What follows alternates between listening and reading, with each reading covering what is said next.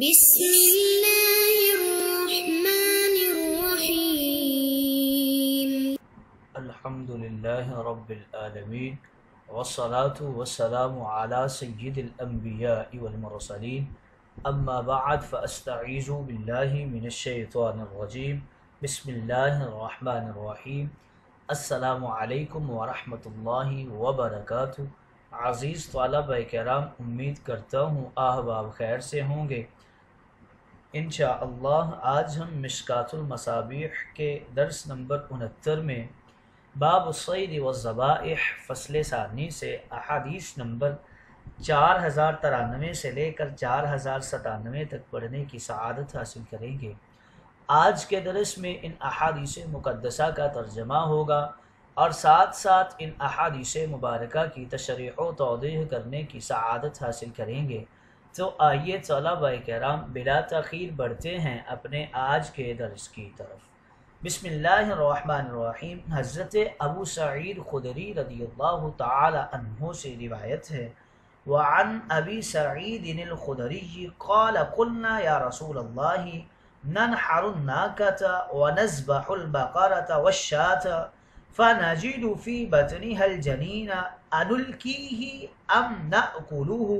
قال كلوه إن شئتم فإن زكاته زكاة أمه. رواہ ابو داود و ابن ماجہ. حضرت ابو سعید خدری کہتے ہیں کہ ہم نے عرض کیا یا رسول اللہ، جب ہم اونٹنی کو نہر کرتے ہیں یا گائے اور بکری کو ذبح کرتے ہیں تو بسا اوقات ہم اس ذبیحہ کے پیٹ میں مردہ بچہ پاتے ہیں. آیا ہم اس بچے کو پھینک دیا کریں یا کھا لیا کریں؟ حضور علیہ السلام نے فرمایا، اگر تم چاہو تو اس کو کھا لیا کرو، کیونکہ اس کی ماں کا ذبح کرنا اس بچے کا ذبح کرنا ہے. یہ ابو داود اور ابن ماجہ کی روایت ہے. گویا اس حدیث مقدسہ میں ذبیحہ کے پیٹ کے بچے کا حکم ذکر کیا گیا ہے. اگلی حدیث مقدسہ کی طرف بڑھتے ہیں. حضرت عبداللہ بن عمر بن عاص رضی اللہ تعالی عنہ راوی ہیں، ان رسول اللہ صلی اللہ علیہ وسلم قال من قتل عصفورا فما فوقها بغیر حقها سأله اللہ عن قتله. قیل یا رسول اللہ وما حقها؟ قال ان يذبحها فيأكلها ولا يقطع رأسها فيرمي بها. رواہ احمد والنسائی والدارمی. حضرت عبداللہ بن عمر بن عاص سے روایت ہے کہ رسول کریم نے فرمایا، اگر کوئی شخص کسی چڑیا یا اس سے چھوٹے بڑے کسی اور جانور اور پرندہ کو ناحق مار ڈالے گا تو اللہ تعالیٰ اس شخص سے اس ناحق مارنے کے بارے میں باز پرس کرے گا.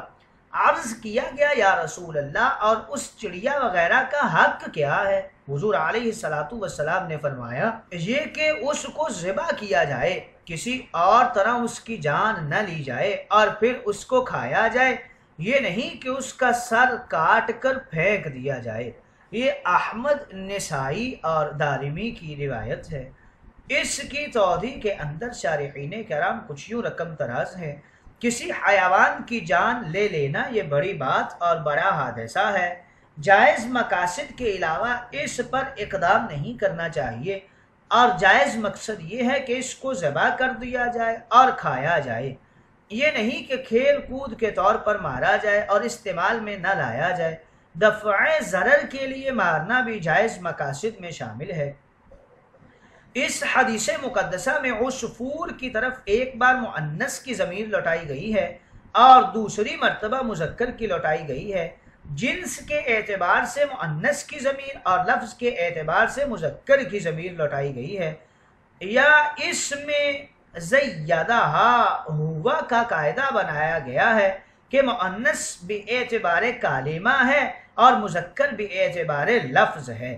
فما فوقها تحقیر کے لیے بھی ہو سکتا ہے کہ چڑیا ہو یا چڑیا سے چھوٹا حیوان ہو، اور بڑے ہونے کی طرف بھی اشارہ ہو سکتا ہے کہ چڑیا ہو یا چڑیا سے بڑا حیوان ہو. گویا اس حدیث مقدسہ میں بتایا گیا ہے کہ بلا وجہ کسی جانور یا پرندے کو مارنا جائز نہیں ہے۔ اگلی حدیث مقدسہ کی طرف بڑھتے ہیں۔ حضرت ابو واقد لیثی رضی اللہ تعالی عنہ سے روایت ہے، قال قادم النبی صلی اللہ علیہ وسلم المدینہ وهم یجبون اسنمۃ الابل ویقطعون الیات الغنیم ما یقطع من البہیمۃ وہی حیۃ فہی میتۃ لا تؤکل، رواہ الترمذی۔ حضرت ابو واقد لیثی کہتے ہیں، جب نبی کریم مکہ سے ہجرت فرما کر مدینہ تشریف لائے تو اس وقت مدینہ کے لوگ ایسا کیا کرتے تھے کہ اونٹ کے کوہان اور دمبوں کی چکیاں کاٹ لیا کرتے تھے اور پھر اس کو کھاتے تھے۔ چنانچہ حضور علیہ الصلاۃ والسلام نے فرمایا کہ جو چیز بھی ایسے جانور کے جسم سے کاٹی جائے جو زندہ ہو تو وہ کاٹی گئی چیز مردار ہے، اس کو نہ کھایا جائے۔ یہ ترمذی اور ابو داود کی روایت ہے۔ گویا اس حدیث مقدسہ میں زندہ حیوان سے کاٹا گیا گوشت مردار ہے، اس بات کی طرف اشارہ کیا گیا ہے۔ اس حدیث مقدسہ کی تشریح و توضیح کے اندر شارحین کرام کچھ یوں لکھتے ہیں، یجبونا، جب یجببو یہ کاٹنے کے معنی میں ہے، اسنماتی یہ سنام کی جمع ہے، اونٹ اور بیل وغیرہ کے کوہان کو کہتے ہیں۔ الیات یہ الیہ کی جمع ہے، دمبا کی دم، چکی اور رلم کو کہتے ہیں۔ جاہلیت کے دور میں جب عرب گوشت کی ضرورت محسوس کرتے تھے تو پورے جانور کو بچانے کی غرض سے وہ زندہ اونٹ کے کوہان اور زندہ دمبے کی چکی کو کاٹ لیتے تھے اور گوشت استعمال کرتے تھے۔ اسلام نے اس ظالمانہ فعل سے منع کر دیا اور اس طرح الگ کردہ گوشت کے کھانے کو حرام قرار دیا، کیونکہ اس میں دم مسفوح شامل ہوتا ہے اور عند العقل بھی یہ جانور کے اوپر انتہائی ظلم ہے۔ آئیے طلبہ کرام اس باب کی اگلی فصل، فصل ثالث کی طرف بڑھتے ہیں۔ پہلی حدیث حضرت عطا بن یسار رضی اللہ تعالی عنہ سے مروی ہے، عن عطاء ابن یسار عن رجل من بنی حارثة انه كان يرعى لقحة بشعب من الشعاب احاد فرأى بها الموت فلم يجد ما ينحرها به فأخذ وتدا فوجأ به في لبتها حتى أهراك دمها ثم أخبر رسول الله صلى الله عليه وسلم فأمره بأكلها، رواه أبو داود ومالك، وفي روايته قال فزكاها بشزاز۔ حضرت عطا ابن یسار قبیلہ بنی حارثہ کے ایک شخص سے روایت کرتے ہیں کہ وہ ایک دن اونٹنی کو احد پہاڑ کے ایک درہ میں چرا رہا تھا کہ اس نے اونٹنی میں موت کے آثار پائے، یعنی اس نے دیکھا کہ اونٹنی کسی وجہ سے مر رہی ہے۔ اس وقت اس کو کوئی اور چیز دستیاب نہیں ہو سکی جس کے ذریعے وہ اونٹنی کو نہر کرتا، البتہ اس نے ایک میخ اٹھائی اور اس کی نوک کی طرف سے اس اونٹنی کے سینے میں جھونک دیا تاکہ اس کا خون بہہ جائے۔ پھر اس واقعہ کو اس نے رسول کریم سے بیان کیا اور اس گوشت کے بارے میں دریافت کیا کہ اس صورت میں اس کا کھانا کیسا ہے۔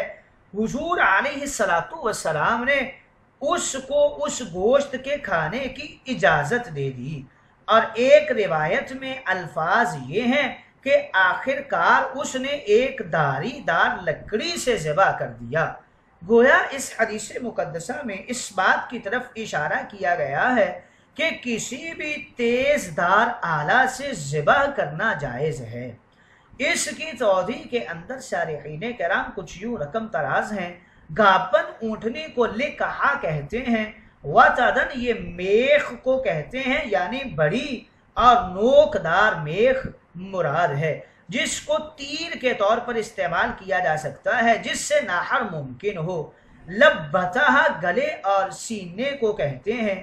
شزاز یہ اس لکڑی کو کہتے ہیں جس کی دونوں جانبیں نوکدار ہوں۔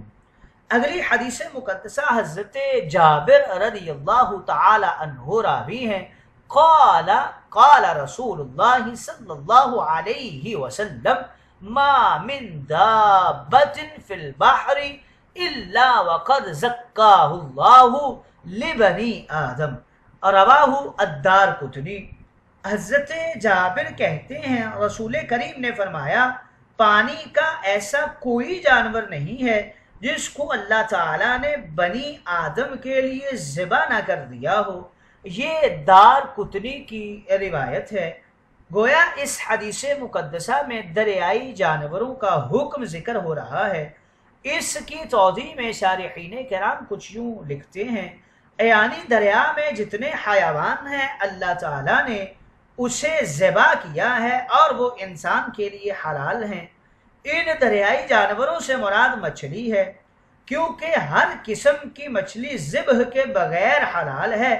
مچھلی کے علاوہ سمندری جانوروں کے بارے میں فقہا کا اختلاف ہے۔ جمہور انہیں حلال قرار دیتے ہیں تو ان کے نزدیک یہ حدیث تمام دریائی جانوروں کو شامل ہے، لیکن احناف صرف مچھلی کو حلال کہتے ہیں تو ان کے نزدیک یہ حدیث صرف مچھلی کو ہی شامل ہے، بقیہ دریائی جانوروں کو شامل نہیں ہے۔